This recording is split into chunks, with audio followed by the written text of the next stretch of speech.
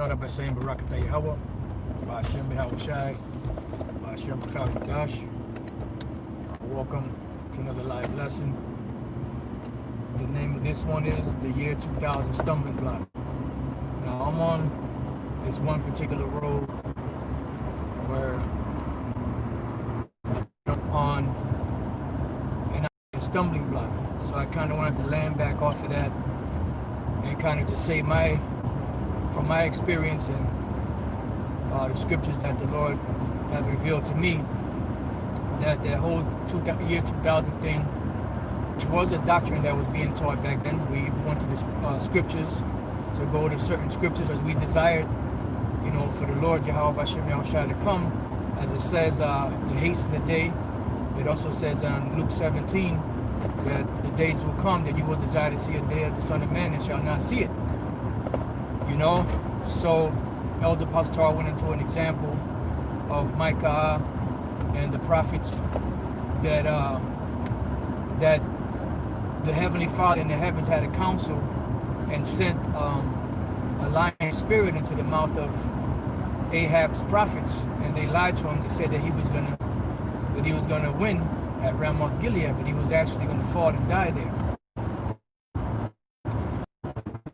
Which I read it, I didn't know it was the same prophet, but now that I went back and read it, it's the same prophet that was sent to Bethel to pretty much curse Jeroboam out and pretty much, well, really to prophesy against the altar, that the Lord was going to destroy the altar, and the altar was destroyed by the Lord. And Jeroboam reached out his hand to grab the prophet, and the arm dried up. And Jeroboam prayed to the man of the Lord to pray to his power to restore his arm. The arm was restored. And Jeroboam told him, come to my house so we can eat and drink. And the man told him no, because the Lord told me not to eat or drink and not to go the same way where I came back. And he left. Now, there were the sons of this old prophet that happened to be there, and they went to their father and actually told him what had happened and what the king had said. And when they got there, they told the father, and when the father heard, he said, where did he go? And they said he went such and such a way. So they saddled him in the ass. He got on the ass and followed the man of the Lord. And he saw him sitting up under an oak tree. And the old prophet told the young prophet the prophet from the tribe of Judah to come home with him and eat and drink. And he told him the same thing. I was told not to eat or drink, not to go the same way where I came. So he pretty much repeated the same thing. The command that the Lord gave him. And then the old prophet said, well, I'm a man of the Lord too, and the angel of the Lord appeared to me. And he told me to tell you to come and eat and drink with me. But then it says, but he lied.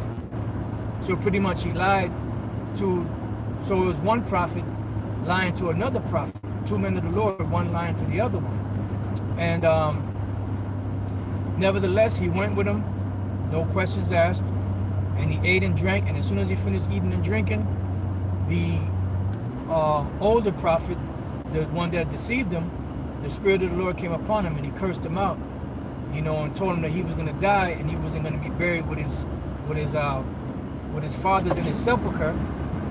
He said because he disobeyed the Lord, right? So he left. No, the old prophet saddled him up ass. The man got on the ass and left, and the lion met him and killed him. And the lion perched up next to the carcass of the man. And then you had a lamb actually sitting on the one side also. For years, I used to wonder why did one prophet lie to the other. And the moral of the story is pretty much to obey the Most High, you know, no matter what. You know, not put the trust in man. And that's what the Most High said, you know, that the fear towards me is taught by the precept of men, you know, and that's a big thing in Israel. You know, you have a Jake that is always looking for something to worship, you know, but the point of the matter is that this particular prophet lied to another prophet and caused that prophet to be put to death by his lie. Now the scriptures say that great men are not always wise, you know, and like I said, people like to put Jake up on a pedestal, you know, but that whole year 2000 thing was a stumbling block to those out there that really didn't want to do this and were looking for an excuse and a way out. You know, instead of just leaving or praying to the Lord to take that spirit off of them so that they can stay focused, they ended up falling out because that was where their mind was at anyway. Seeing after the whole split happened, because no one perceived that whole split happening at One West. Everyone always thought that once you came in the truth, all the men that you were there with were all going to make it. They were all men of the Lord, so on and so forth. So when that first split happened, that threw a lot of guys for loops, and a lot of guys didn't know what to do. Some of them went back in the world. Some of them stayed with High Priest Ariah and High Priest Shaw, and some men, like us, we went with King Mashab. And pretty much there kept being splits, after that. But when that year 2000 hit, that was the camel that broke the straw's back and caused a lot of guys to lose their faith or whatever little they had, and they just went back in the world. So that became a stumbling block unto them. Now here it is, 20 years later, from that point, and all these prophecies, even before the 20 years, but now that we 20 years in, the year 2020, year of prophecy, you see all these prophecies popping off. Now those men, the ones that are still alive that fell out back then, they're looking for ways to get back in. And for the most part, Yahushua said, if you put your plow down, you're not fit for the kingdom. Now, can the Lord have mercy on an individual that falls out and bring them back in? Yeah, that's entirely up to the Most High. We have the situation in the book of, the 3rd chapter of Zechariah. I said it that way for a reason. The 3rd chapter, you had Joshua, that had the filthy garments on him. He had Satan withstanding him. And then those filthy garments were taken off him, and the fair mitre was put back on him. So that represents, a man of the Lord being in a dark place, so to speak, and then being restored back to favor with the Most High. The scriptures say great men are not always wise. And that's why King David said that man at his best state is altogether vanity.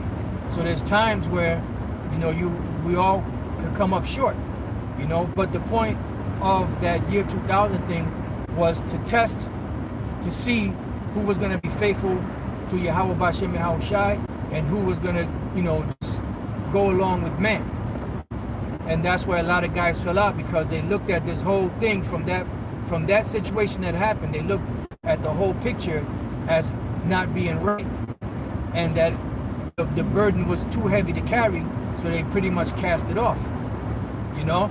So I wanted to mention that because there are instances in the scriptures where you have prophets that had lied to other prophets.